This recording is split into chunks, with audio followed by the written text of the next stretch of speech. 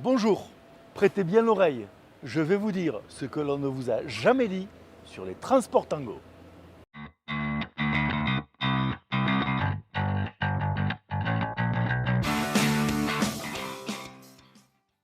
Bonjour, fidèle de cette chronique, vous n'ignorez pas ma candidature pour les prochaines échéances électorales.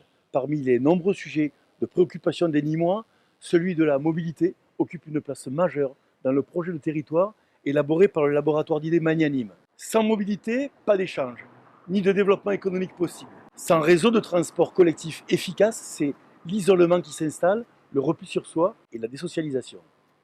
Voilà pourquoi la politique de mobilité joue également un rôle majeur dans la mise en place des politiques sociales et de la politique économique de la ville.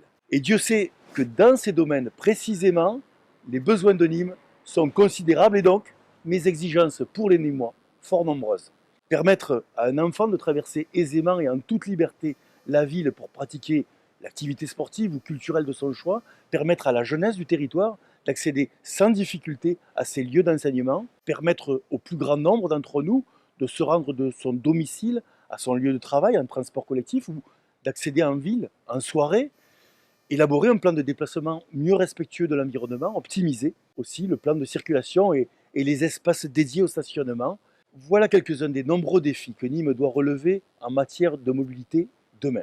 Il serait en effet inconscient, compte tenu de l'étalement du territoire nîmois, de promouvoir le zéro voiture en ville. Mais chacun comprendra, dans le même temps, que le tout automobile n'est plus une solution d'avenir. Il y a donc urgence à proposer des alternatives nouvelles. Je vous invite à découvrir mardi 22 octobre le plan mobilité pensé par Magnanime pour l'avenir du territoire nîmois. J'évoquerai notamment les évolutions que je préconise sur les lignes de trambus T1 et T2. Je présenterai mon projet d'une nouvelle ligne de trambus T3 et la création de 8 parkings relais.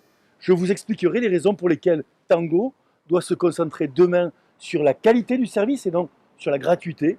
Je vous parlerai de bus à hydrogène, de gestion connectée, de services intelligents pour faciliter nos déplacements.